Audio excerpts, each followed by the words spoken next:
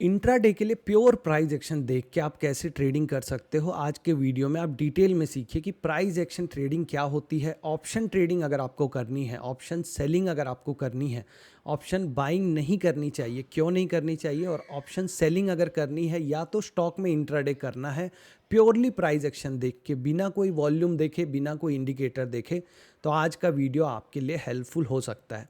तो आप पूरा वीडियो ज़रूर देखिएगा। सबसे पहले आप ये डिस्क्लेमर पढ़ लीजिए टाइम निकाल के, उसके बाद आप इसको देखिए वीडियो को।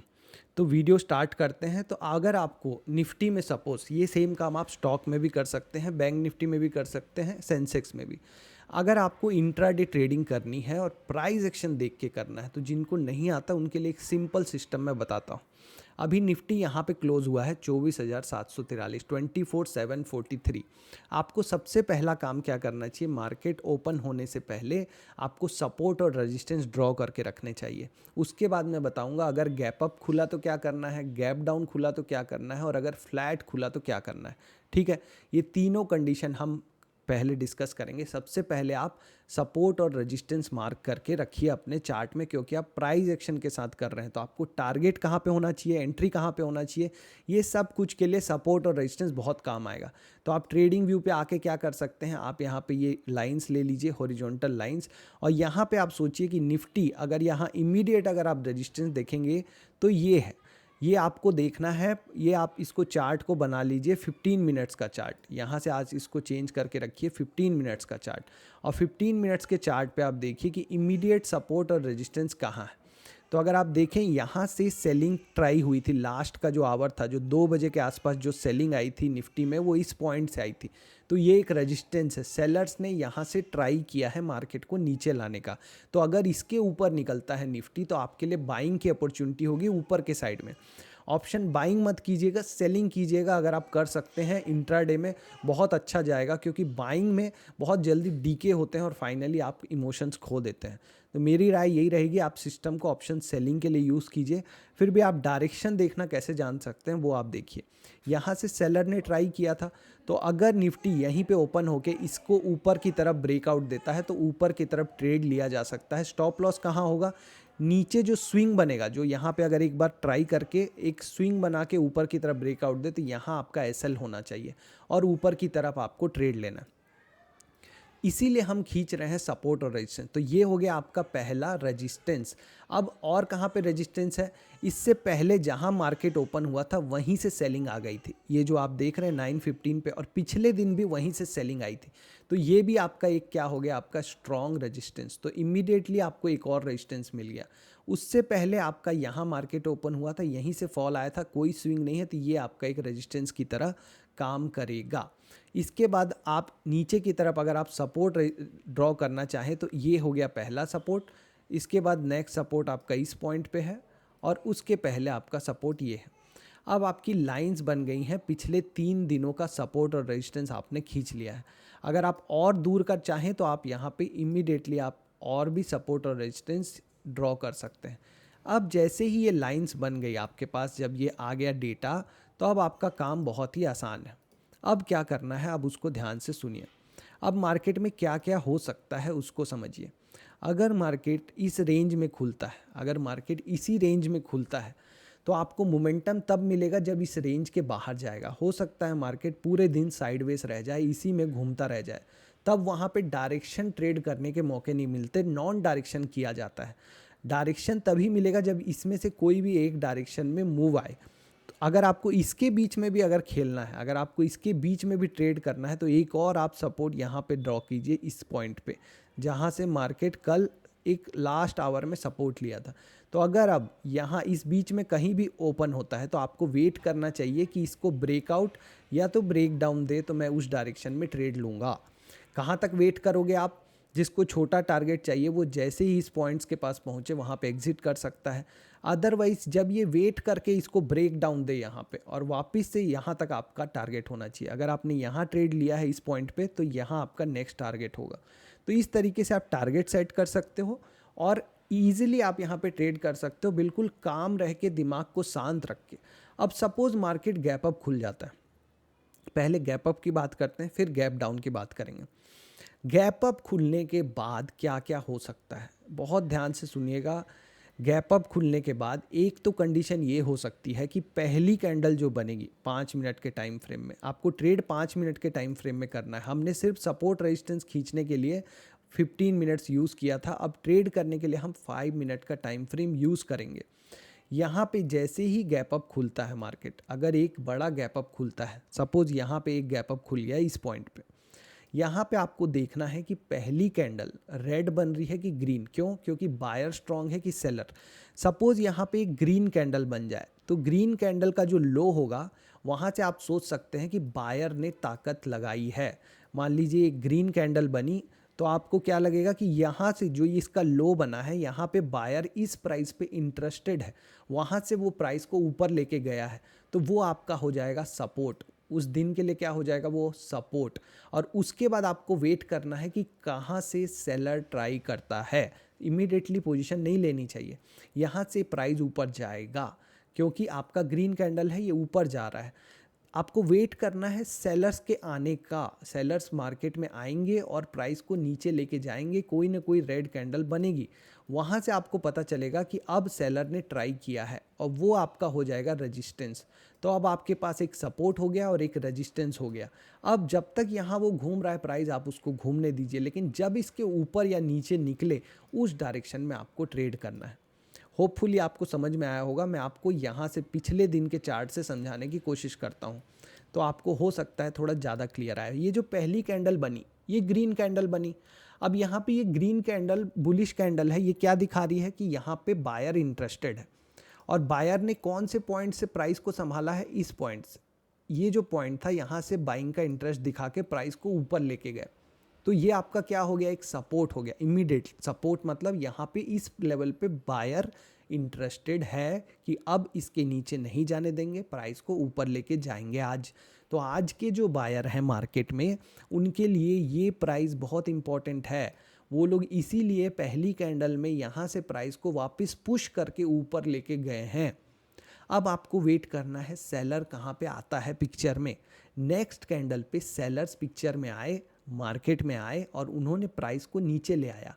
अब आपको पता चल गया कि सेलर्स का लेवल ये है, यहाँ पे सेलर्स चाहते हैं कि प्राइस को नीचे लेके जाएं। अब आपके पास एक रेजिस्टेंस हो गया और एक सपोर्ट हो गया। अगर आप इसी के ब्रेक डाउन पे अगर आप ट्रेड ले लें कि मैं अब समझ गया हूँ कि नीचे के डायरेक्शन पे ट्रेड लेना है। क्यों? क्योंकि अगर ये बायर्स का पॉइंट लेवल था जहाँ से पहली कैंडल में बायर ने सपोर्ट दिखाया था या रोक के रखा था, अगर उसको ब्रेक कर दिया सेलर ने, मतलब सेलर हावी है, सेलर ज़्यादा स्ट्रांग है, सेलर का दिन हो सकता है आज, तो ज़्यादा प्रोबेबिलिटी है मार्केट के नीचे जाने की। तो मैं ऊपर की तरफ एक स्टॉप लॉस लगा के नीचे की तरफ ट्रेड लूँगा। समझ में आया? जब तक प्राइस इसके बीच में घूम रहा होता आपको कुछ करने की ज़रूरत नहीं। अगर इसके ऊपर निकल जाता तो हम ऊपर की तरफ ट्रेड लेते, नीचे तो हम नीचे की तरफ। तो अगर पहली कैंडल ग्रीन बनी तो इस तरीके से ट्रेड करना है गैप अप खुलने के बाद। अगर गैप अप खुलने के बाद रेड कैंडल बन जाए जैसे यहाँ बनी थी, तो आपको क्या करना है? रेड कैंडल दिखाती है कि सेलिंग आई है, सेलर्स ने रेड कैंडल बनाई है क्योंकि उस लेवल से सेलिंग हुई है, तभी रेड कैंडल बनी है। मतलब इमीडिएटली आपको पता चल गया कि ये क्या है? रेजिस्टेंस है, या ये एक लेवल है जहाँ से सेलर इंटरेस्टेड है। गैप अप के बाद, एक बड़े गैप अप के बाद एक प्राइस पे जहाँ से प्राइस गिरा, यहाँ पे बायर इंटरेस्टेड नहीं थे, प्राइस को ऊपर नहीं लेके गए, सेलर ने प्राइस को नीचे की तरफ धकेल दिया है, बंद करा दिया है। तो ये एक रेजिस्टेंस लेवल है। अब आपको क्या वेट करना है? बायर कहाँ पिक्चर में आते हैं, कहाँ से ताकत लगाते हैं, वेट कीजिए आराम से, कोई हड़बड़ी नहीं है।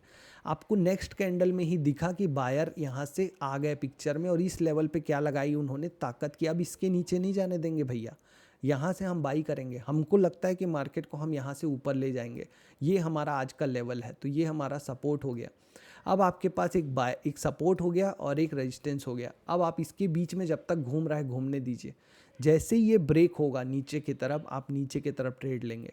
अब स्टॉप लॉस कहाँ लगाएंगे? तो स्टॉप लॉस आप यहाँ पे जो ये जोन है, यहाँ पे जो स्विंग बना है, यहाँ पे आप स्टॉप लॉस लगाइए और फिर नीचे की तरफ आप ट्रेड लेके बैठिए जब तक आपको एग्जिट का सही पॉइंट ना मिले। एग्जिट भी प्राइस एक्शन देख के ही की जाती है।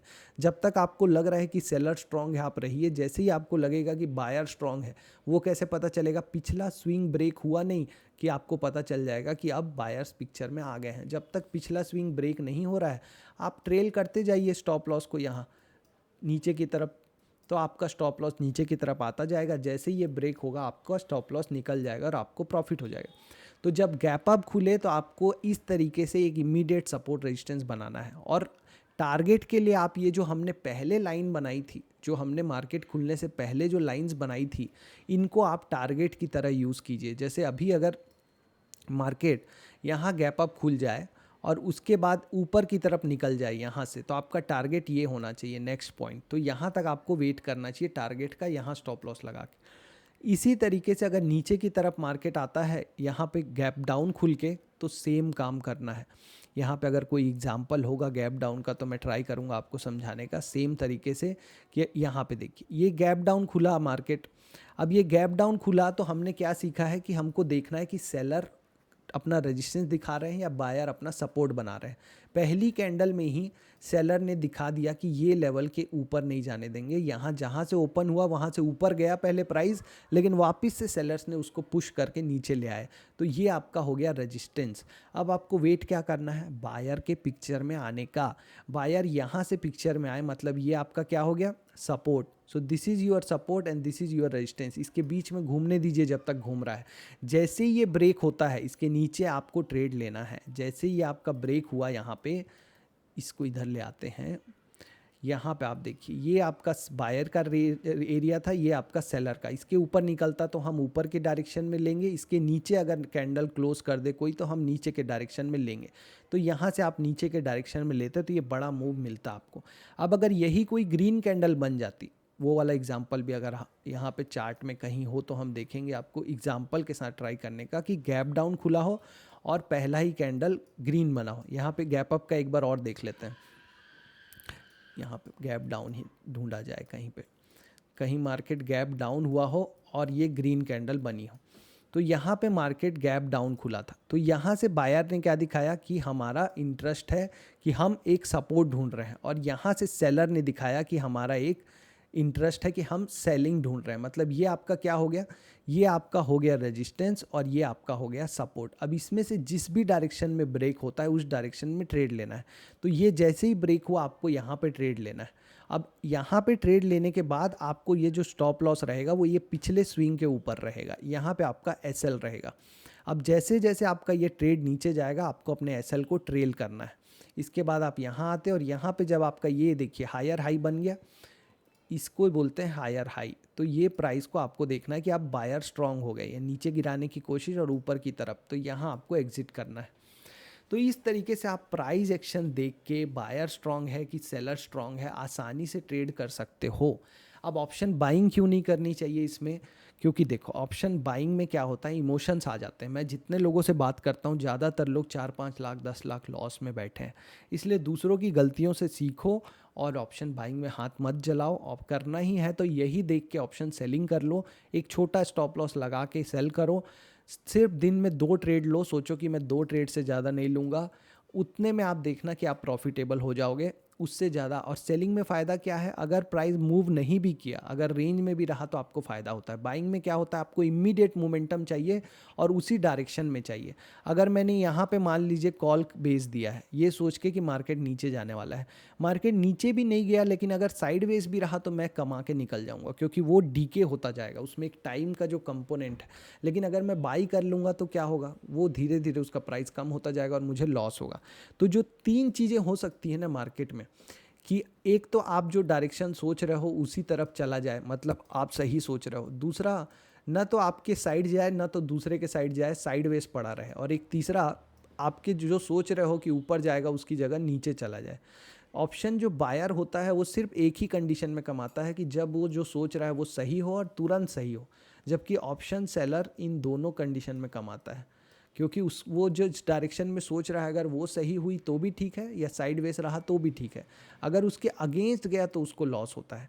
अब वहाँ पे उसके लिए एसएल होता है जो लगाना बहुत आसान है। किसी भी ऑप्शन के चार्ट में आप ऊपर की तरफ स्टॉप लॉस लगाना आसान है, जो स्विंग हाई बनता है। लेकिन जो ऑप्शन बाइंग में जो नीचे की तरफ स्टॉप लॉस लगाते हैं वहाँ पे जनरली वो हिट करके ही ऊपर जाता है। और वहाँ पे साइकोलॉजी भी ऐसी रहती है कि अगर आप 20 रुपये का ऑप्शन खरीद रहे हो और वो भले ही वो 2000 जाने वाला हो, लेकिन आप में से कितने लोग हैं जो 2000 तक बैठ पाएंगे, मुझे बताइएगा कमेंट करके। आप 20 का जैसे ही 40 होगा आपका हाथ पांव कांपने लगेगा और आप निकल जाओगे। तो जब प्रॉफिट लोगे तो सिर्फ 20 का 40 लोगे। लेकिन अगर कोई 100 रुपये वाला ऑप्शन खरीद लिए ना, तो आप स्टॉप लॉस हटा दोगे और इसको जीरो होने तक होप में बैठे रहोगे कि अब मेरे करण अर्जुन आएंगे, ये वापस 100 आएगा और मैं कमाऊंगा, और इसी चक्कर में लॉस होता है। आप 10 बार कमा लोगे, एक ही बार में आपका सारा कैपिटल स्वाहा हो जाता है। क्योंकि आप 10 लाख पकड़े हो तो आप 10 लाख से ऑप्शन बाई कर लेते हो। होता है, ये आपके साथ भी हुआ होगा, आपके आसपास कितनों के साथ हुआ होगा। लेकिन अगर आप 10 लाख से ऑप्शन सेल करने जाओगे तो कितने ही लॉट आएंगे, ज़्यादा से ज़्यादा 6 लॉट आएगा। 6 लॉट में आपका कितना ही लॉस हो जाएगा, क्योंकि ऑलरेडी उसमें क्या है, मार्जिन का रिक्वायरमेंट है, पहली बात। दूसरी बात, 100 रुपये वाले में आप अगर 120 का स्टॉप लॉस लगा के बैठे हो तो उसके वो जीरो हो जाएगा, तब तक आप बैठे रहोगे ये सोच के कि बढ़िया प्रॉफिट मिल रहा है। आप उसमें वहाँ जल्दबाजी नहीं होगी, क्योंकि वो साइकोलॉजी है कि 100 का जीरो हो जा रहा है। लेकिन ये 100 का जैसे ही 200 होगा आप काट दोगे कि लॉस से डर के। तो यहाँ पे एक जो साइकोलॉजी इश्यूज़ है ना, उसके कारण ये ज़्यादा फेवरेबल होता है कि हम लॉसेस को काट देते हैं और फ़ायदे में बैठे रहते हैं, जो कि एक ट्रेडिंग में जो आवश्यकता है, बहुत ज़रूरी। और दूसरी तो देखो, सत्य बात ये है कि ऑप्शन ट्रेडिंग करना है अगर, तो पहले सोच समझ के करो कि करना ही है कि नहीं, क्यों करना है। अगर आप स्टॉक पसंद करने में माहिर हो, स्टॉक अच्छे लेते हो, स्टॉक में आप लंबा बैठ सकते हो, तो वो सबसे सेफ काम है। और जितने अमीर लोग हुए हैं, आप राकेश झुनझुनवाला उठा लीजिए, वॉरेन बफेट ले लीजिए, बसंत माहेश्वरी, या कोई भी आदमी, ये लोग तभी हुए हैं जब इनके लिए हुए जीवन काल में कुछ 4 से 5 स्टॉक मल्टी बैगर हो गए और उसमें इन्होंने बहुत सारे पैसे लगाए। ये क्या होता है, मतलब ऊपर जाते हुए स्टॉक में और पैसे लगाना है, नीचे जाते हुए स्टॉक में पैसे नहीं लगाना है। ये जब आपको अगर सिर्फ 4 या 5 स्टॉक भी ऐसे मिल गए जो जीवन काल में 200 रुपये से आपका 2000 हो जाए, इस तरीके का, जो कि आप अगर मेहनत करेंगे स्टॉक में तो आसान है। और यहाँ टाइम का भी कोई लिमिट नहीं है, आप उसको 10 साल रखिए, 20 साल। ऑप्शन ट्रेडिंग में क्या होता है, ऑप्शन बाइंग में स्पेशली एक दिन में पूरा कैपिटल ख़त्म हो जाता है। तो इसलिए ऑप्शन बाइंग से आप अवॉइड कीजिए। मैं बार बार बोलता हूँ, आप ऑप्शन बाइंग मत कीजिए, क्योंकि वो आपको लगेगा कि वो आपका पैसा डबल कर देगी या 10 गुना कर देगी, पर वो एक ही दिन में सब कुछ चला जाने वाला है, क्योंकि आप इमोशन को संभाल नहीं पाओगे। अगर आपके पास कोई सिस्टम है, आप बहुत बड़का ट्रेडर हो गए हैं जो एकदम इमोशनल नहीं है, मतलब क्या बोलते हैं उसको, सख्त हो गए हैं आप, एकदम सख्त आदमी, तो आप करिए, जिससे आपको कोई दुख नहीं होता हो, अपने आसपास कुछ भी हो जाए, अपने घर में कुछ भी हो जाए, आपको दुख नहीं होता। अगर आपको दुख होता है, आपका इमोशंस है और आप इमोशन पे कंट्रोल नहीं कर सकते, लॉस में आपको बहुत दर्द होता है, फ़ायदा में आपका हाथ पैर कांपने लगते हैं, तो ऑप्शन बाइंग तो है ही नहीं आपके लिए। ऑप्शन सेलिंग फिर भी ठीक रहेगा अगर ऑप्शन करना ही है तो। पहली बात, करना ही है तो ऑप्शन सेलिंग। अब मैं यहाँ पे क्या करूँगा, जैसे ही अब ऑप्शन सेलिंग अगर करनी है, मैं आराम से अपना उठाऊँगा अपना कंप्यूटर, यहाँ पे कल मार्केट ओपन हो रहा है मान लीजिए, तो मैं वेट करूँगा। अगर डायरेक्शन ही करना है, ये जैसे ही ब्रेक होगा मैं पुट ऑप्शन बेच दूंगा। यहाँ पे जो भी स्विंग बना के जो ये ब्रेक दिया होगा उसके नीचे मैं एसएल लगा दूंगा। अब अगर एसएल हिट हो गया तो ठीक है, दूसरा ट्रेड लूँगा। दोनों ट्रेड में अगर एसएल हिट हो गया तो दिन ख़त्म। अगर ये प्रॉफिट में जा रहा है तो मैं वेट करूँगा कि यहाँ पे कैसे बिहेव कर रहा है। यहाँ अगर रुक के अगर ये फिर से ब्रेकआउट देगा तो मैं यहाँ तक वेट करूँगा, अपना एसएल को ऊपर ले आऊँगा। यहाँ ऑप्शन के चार्ट में बहुत आराम से, कामली, एकदम शांति से गाने वाने सुनते हुए, डीजे नहीं बजाना है, सॉफ्ट म्यूजिक चलाते हुए कर सकता हूँ मैं ट्रेडिंग। अब देखिए, जो चीज़ इंटरेस्टिंग होती है उसके पैसे लगते हैं, मतलब इंटरेस्टिंग नहीं, क्या बोलते हैं उसको, एक्साइटमेंट।